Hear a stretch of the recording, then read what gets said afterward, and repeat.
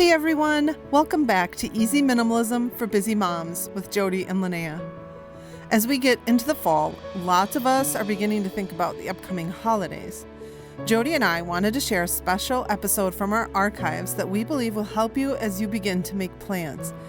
If you're navigating the usual holiday chaos and you're looking for ways to simplify, this episode is a perfect fit, and we think you'll find some great takeaways to help you stress less and enjoy more this season. So let's dive in. In today's episode, we'll be talking about gifts, so stay tuned for some insights and thought-provoking discussion. So the topic of gifts seems to come up a lot in our Facebook group, Minimalist Mom. People are very passionate about it because gifts, let's start with receiving gifts, Right. often is bringing more stuff into your home, Yeah. and it might not be stuff that you want. Mm-hmm. So let's start with that. Mm-hmm. So have you ever received a gift that you didn't really want? Yes. Yes. I have. Lots of times.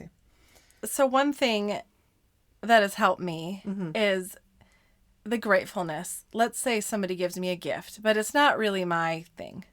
I'm not going to necessarily wear it or use it for some reason. And I know that. In the past, I would have kept it for years and it would sit in a cupboard and I would open it up, the cupboard, and feel guilty.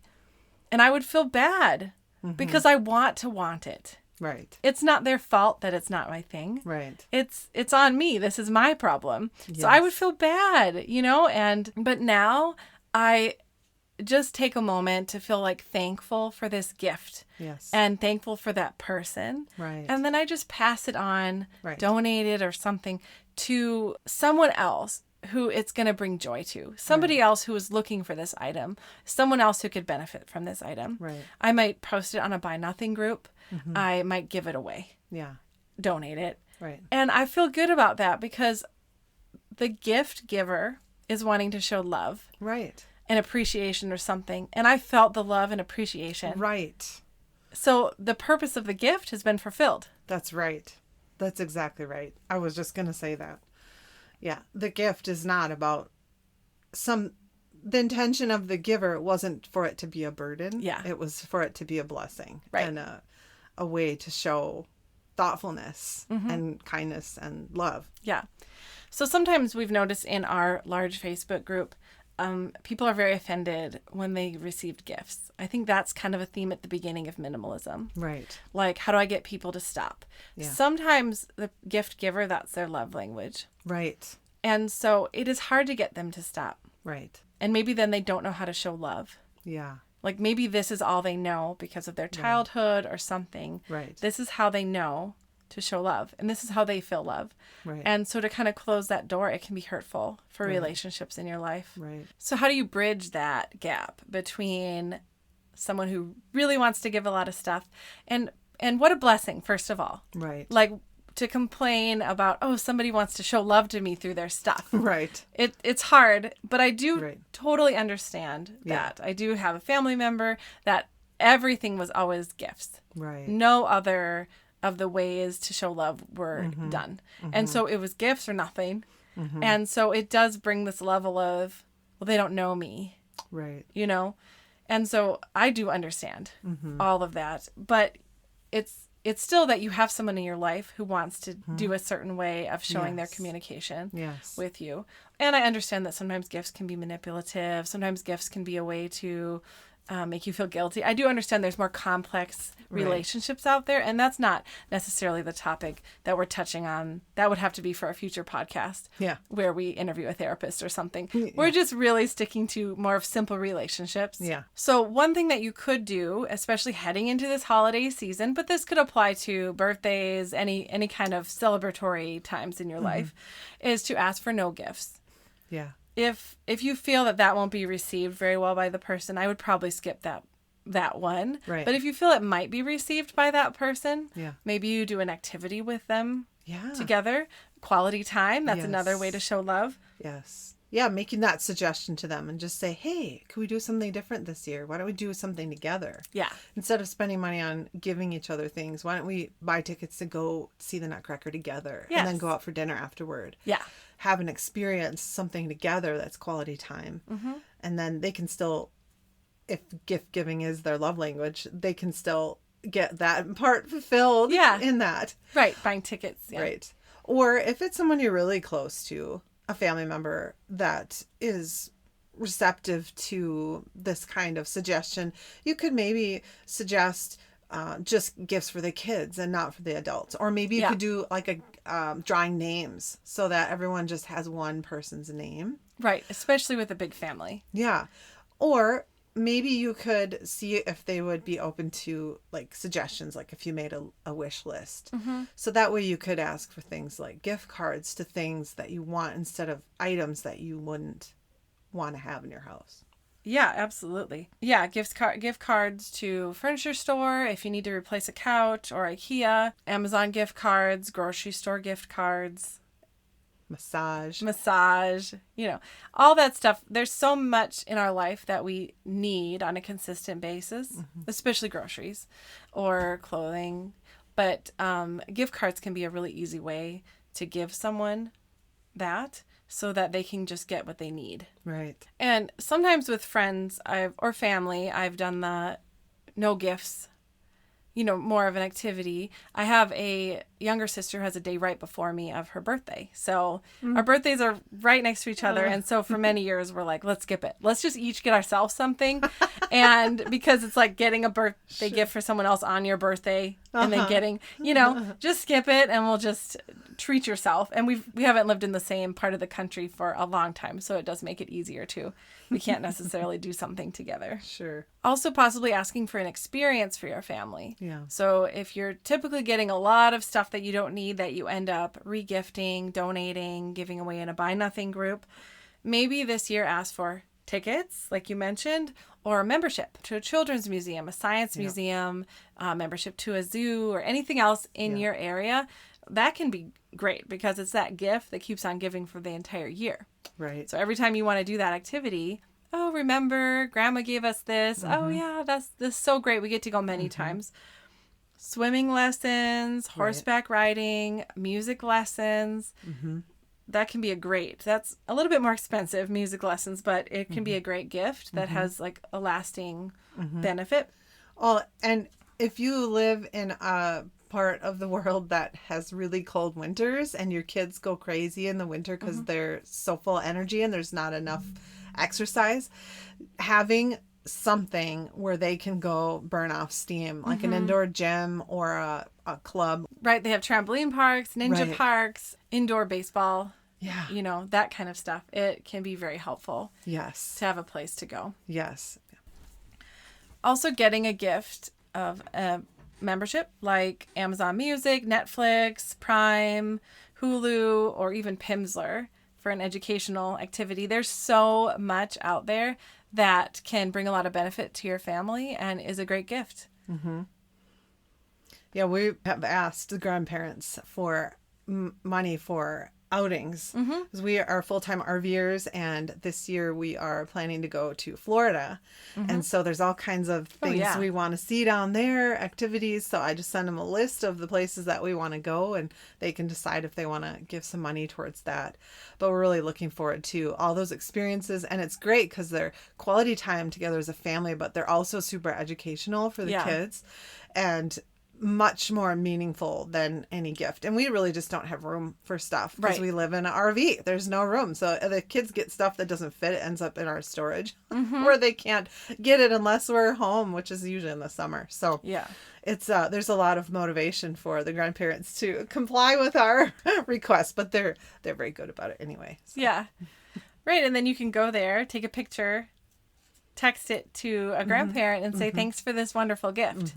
So sometimes I think that is the deterrent is they want to watch the kid open a gift from them. And sometimes if an experience is given, the kid's like, oh, what's this? Right. Like it's not that right away thing. It's true. Yeah. But if the grandparents live close by, then possibly the experience that they pay for, they can take them to it. Exactly. If it's a children's museum. Oh, right. And then you have a little like grandparent date. Yes. And you get some time off. Right. And so it's a win-win. Win-win for everyone. Right.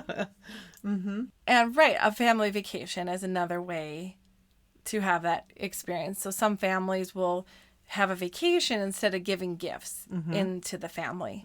And so it's some time off of work, somewhat large expense sometimes because not everywhere can you camp or in the middle of winter. So typically flights, hotels, resort type fees. So that can be a really nice way to make memories and take time to spend some time with your family away from the house, where you always have unending projects and upkeep of the house. So sometimes getting out of the house can be a nice holiday event. Well, and for the whole concern about kids opening a gift and that excitement of that, there's 2 suggestions. One, you can still make it super fun. One year, we booked a party for the kids just with a few friends at an indoor water park. Oh, yeah. And 3 of our kids have birthdays in the spring. So we just did a joint party for all 3 of them. And so instead of telling them ahead of time, we just booked it because we knew they'd love it. Yeah. And so we had them unwrap. We gave them each a new swimsuit. Oh, fun. And I don't know, maybe some like goggles or something, or no, a beach towel. That's what it was. A new swimsuit and a new beach towel. And then the rest of their gift was the experience. Yeah. And it was so fun. So they opened it and they're like, oh yeah, cool. And then we told them what we were doing. Yeah. And it was like the next day. So it was like super exciting, and they were thrilled. So that's when they were younger. Yeah. And I've known some friends who would take a trip to Disney and they would wake their kids up at 4 a.m. and having not told them ahead of time. Like, get in the car, we're going to Disney. What? Yeah. So this year we decided to see if our kids would be up for going and doing an experience together, since we're going to be in a warm place of the country over Christmas. So we found a theme park that was in that area with roller coasters and things. And I just went on YouTube and looked up a video of that to show them. I didn't say anything. I just put the video on, like over lunch one day. They were watching and watching. By the end, they're like, we have to go there. So I was like, well, what do you think about that? What if we went and did that for Christmas instead of opening presents? Physical presents. And they all were like unanimous. Yes. Yeah. So I feel like that was a good way of presenting it to them. I don't think, because they're older, I don't think they'll be devastated about not opening a bunch of presents. We don't really have anywhere to put them anyway.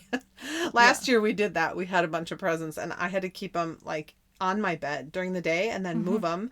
And it was like 2 weeks of moving presents around until it was time to put them under the tree, because otherwise they're in the way. Right. So let's talk about gift giving. So we've talked about receiving gifts. And my biggest advice is, if you are given a gift and people did not stick to any of the parameters or maybe didn't even know about your suggestions, to just accept the gift. Right. Say thank you. Yeah. And just know that you're going to re-gift it or donate it later. Right. And just be grateful to that person, because people don't know necessarily, or possibly they don't care. And that's okay, because we can't control other people. We can only control ourselves. That's right. So just kind of maintaining your dignity. Thank you so much for this. I really appreciate you feeling that genuine thankfulness towards your friend or family member, but knowing that it doesn't have to become a burden to you. Right. You're in control of your home. You're in control of your life. Yep. You can, set a date after the holidays where you're going to take everything, donate it to a shelter. They often have needs at shelters in your area. Give it away in the Buy Nothing group, as long as your friends or family aren't in your Buy Nothing group with you, or donate it to a thrift store. Or re-gift it, maybe. Or re-gift it. Yeah, absolutely. Because we don't need to tell everybody everything that we do. Right. It doesn't necessarily make them feel better. Right. And it isn't their problem necessarily. Right. So.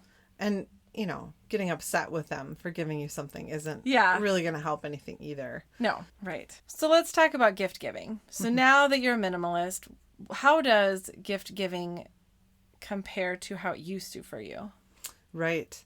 Well, I honestly feel like more motivated to give gifts that are fitting with a minimalist lifestyle, even if that person isn't a minimalist.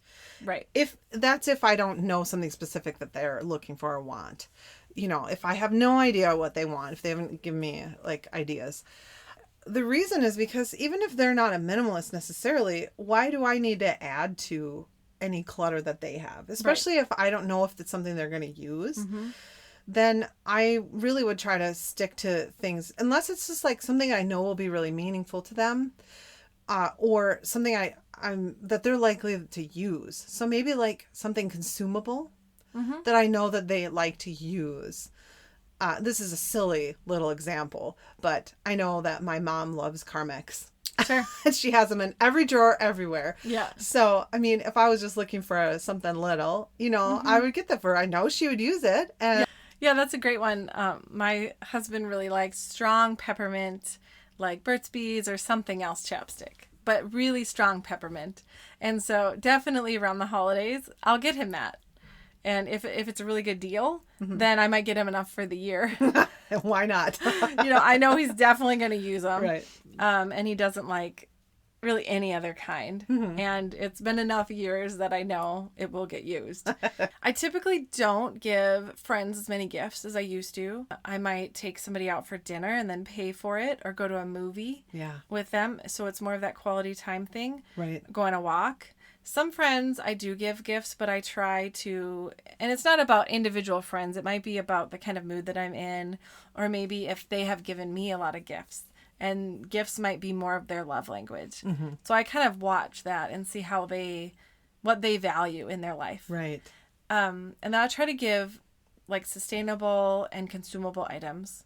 So maybe a homemade beeswax candle, or like a bamboo soap dish with a homemade bar of soap from a boutique, that kind of stuff. Right. Handmade, more natural, recyclable type things. Yep. So stuff they can just use up. Right. Or they can regift it if they want, and I wouldn't have any hard feelings about it at all. But not so much like decor in their house or something where they have to keep and display.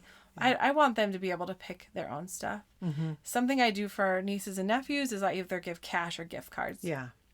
It's easy. I can pop it in the mail if we're not going to be seeing them around that time of the year. Right. And then they can go and pick out what they want. Right. And that's, I think, easier for both of us, because it's hard for kids. They're different interests all the time, and it's hard to keep up with it unless they're your own kids. Yeah. Well, and what kid doesn't want cash? Yeah. I mean, really. Right? Another thing is baked goods. So maybe I'm going to somebody's house in the fall or holiday and, making a loaf of banana bread, wrapping it up in some paper and bringing it to their house. They can serve it. They can eat it. You know what? They can toss it. It's totally up to them once I give it to them. But it kind of shows my time. I feel like homemade stuff is the gift of time. Right. Versus purchased items. Yeah. But if baking isn't your thing, that's fine too. These are just ideas to make your gift giving philosophy fit with your budget and with your views about gifts. Right.